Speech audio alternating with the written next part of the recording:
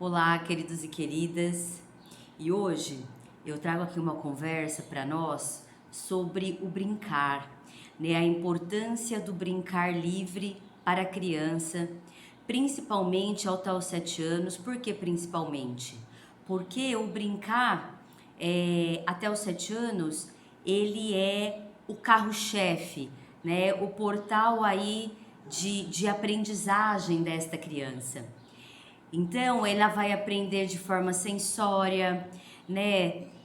Ai, hoje tá calor aqui. Tá nas relações, nas regras das brincadeiras, né? Então, nas regras de um pega-pega, de um esconde-esconde, né? Se você foi pego, então agora tá com você, né? Então, pega-pega, todo mundo corre. É, e eu venho, né, falar não só da importância deste brincar para o desenvolvimento dessa criança, né? Então nesse físico, né, nesse movimento do corpo que é necessário, né, que é isso que está sendo desenvolvido nesta fase, esta motricidade, a alegria, né, de se brincar, a, a toda a energia, né, da brincadeira, a interação, essas regras, né, que trazem as brincadeiras e que, se elas forem cumpridas, elas trazem para a criança o que é justo, né, o que é certo. Então, por exemplo, né, estava brincando umas crianças, né, de pega-pega, e tava minha filha e outras crianças. Então, sempre queriam, né? As crianças sempre queriam que estivesse com a minha filha, com a Maria, porque ela corre, né? Ela corre bem, ela corre, né? Ela corre rápido. E daí as crianças falaram: tá com ela porque ela corre rápido, né? Ninguém consegue pegar ela, então tá com ela. E ela falou: não é justo isso. Né? Eu falei: realmente não é justo, né? Nós vamos pegar, nós vamos fazer de uma forma. Então todo mundo colocou a quantidade de dedos que queria, a gente contou, né? Eu contei, e quem caísse estaria com aquela criança, né? E eu trago esse exemplo, né, para exemplificar, por exemplo, que as crianças aprendem aí as regras, o que é justo, né, a partir das brincadeiras, dentre as outras coisas que eu falei. E porque eu vejo muitos pais, né, que na superproteção para com os seus filhos, querendo que as outras crianças só façam o que o filho ou a filha dela quer. Então, assim, que eu já vi, né, que também minha filha estava presente na brincadeira. Vamos brincar de pega-pega, vamos. Então, só porque a filha dele era um pouco mais nova que as demais, então começou a brincadeira, começaram a correr, né? Quem tava pegando começou a correr atrás de uma outra criança. Ela pegou, sentou, emburrou e começou a chorar e falar para esperar. Então, tipo, e esse pai e essa mãe, ao invés de falar, não, uma brincadeira de pega-pega, você tem que sair correndo para ela não te pegar, né? Eles achavam, inclusive queriam manipular as outras crianças, que elas tinham que esperar ela. Quer dizer, a brincadeira não aconteceu, obviamente, né? Porque é uma brincadeira de pega-pega, a brincadeira em si, ela já traz a brincadeira em si, né? Que é correr. E então, nessa superproteção, né, você acaba que você não só destrói a brincadeira, mas você também você tá mostrando para sua própria filha, né, o que não o que é injusto, né, uma superproteção que vai prejudicar ela própria, né, no sentimento de incapacidade, de não saber brincar, né, de não saber cumprir as regras da brincadeira, achando que ela sempre tem que ganhar, ou achando que, por exemplo, a brincadeira de pega-pega, você não vai esperar ninguém, você vai sair correndo para não ser pega, né? Então, aí essa criança, você vê que ela estava presa em algo de tipo, ai, não faz o que eu quero, eu só sento e choro, e ela não conseguia sair para brincar. Então, quando a gente fala que, né, não sabe brincar, nesse sentido, a criança não consegue sair para brincadeira, porque esses pais, né, colocam que ou ela só tem que ganhar, ou então, no caso que nem nesse outro dia dessa brincadeira de pega-pega, ah, então porque ela corre mais rápido tem que estar sempre com ela. Também não é algo justo, né? Então, a gente tá assim, sem essa percepção, porque a gente tá olhando com o nosso olhar super protetor.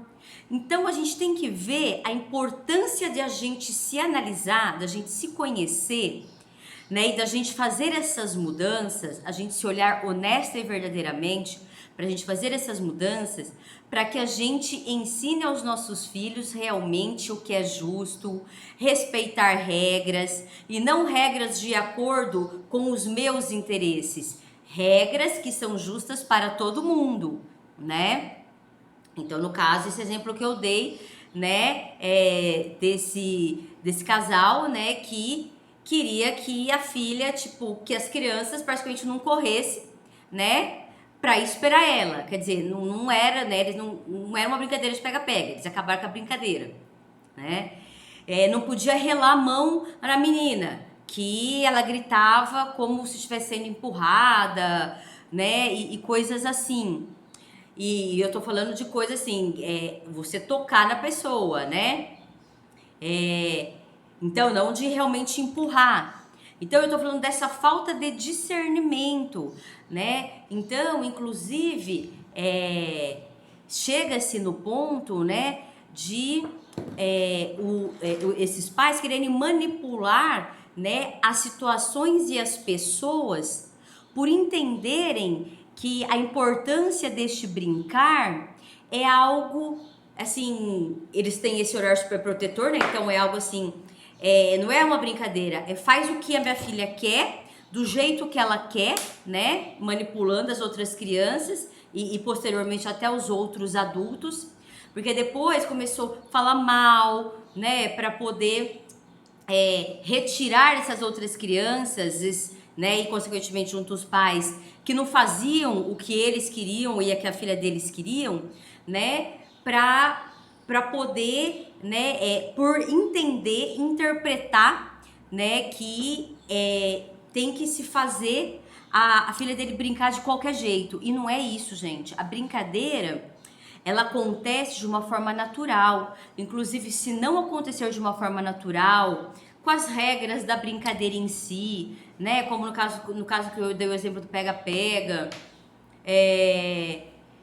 Por exemplo, também no caso do esconde-esconde, a pessoa foi pega, ela, por exemplo, se salvou, e aí ela vai ter que contar. Então, se essa pessoa se salvou, ela não é ela que vai bater cara ali e contar, né? Ela vai se esconder de novo. Então, daí, muitos pais também nessa superproteção, ah não, agora é sua vez. Então, tipo assim, desrespeitando as regras e sem ter não só o discernimento ali a curto prazo ali no momento, mas sem entender que essa falta de discernimento vai ser levada por esta criança, né, para a vida dela, inclusive para a vida adulta, né, de não respeitar, não é nem regras de interesses pessoais, mas princípios, coisas que realmente são justas, que são certas, que é o que é, né? Então, aí chega-se no ponto, né, de manipular situações e pessoas, para que a filha dele brinque, para obrigar outras, né, pessoas a brincarem, né, com seus filhos. Então, gente, não tem nada a ver este brincar livre da criança, e que a gente tem que proteger e fazer com que a criança brinque assim com todas as nossas forças. Não é sobre isso, né? Não é essa interpretação. Essa interpretação é das suas feridas, né, do seu superprotecionismo. Quando a gente fala que a gente tem que defender esse brincar com todas as nossas forças, quer dizer que não se deve intelectualizar uma criança antes do tempo.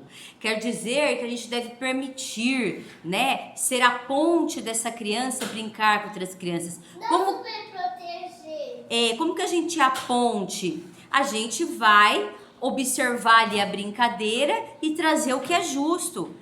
Pega, vai todo mundo correr. Se pegou, tá com a pessoa que pegou. Se tem crianças menores, quando vai pegar ela ou correr dela, corre um pouco mais devagar, um pouco, né? Porque, gente, o esforço, a boa vontade é o que também está sendo desenvolvido nessa infância, né? Então não é deixar pegar, tal, né? Então se essa criança é um pouco menor, corre um pouco mais devagar, tal, para também não ter uma frustração ao ponto de eu não consigo, mas também por causa da idade, de ela ser menor. Então trazer esses bons sensos, esses parâmetros, né? E não chegar a pontos, né, de interpretações por a gente não se olhar, para a gente não ver as nossas crenças, as nossas feridas, como nós estamos agindo, né, com superproteção, permissividade, autoritarismo, que nós estamos prejudicando seriamente, né, os nossos filhos, os nossos próprios filhos, né? Então, um outro exemplo, né, meu, que esses dias aconteceu, né, foi que... Não, e nós não estamos falando de perfeição.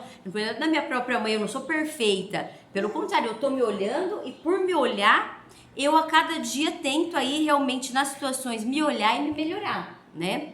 Então, de eu ser, por exemplo, eu colocar as regras de assistir, né? Por exemplo, de semana não, de fim de semana, né? E aí sair dessas regras, né? Ela vir pedir para assistir durante a semana e daí eu pegar e acabar permitindo, né? Ah, tá bom, vai, né? E outras vezes brigando, porque daí que você permitiu, vai vir pedir outras vezes, aí você não vai querer deixar.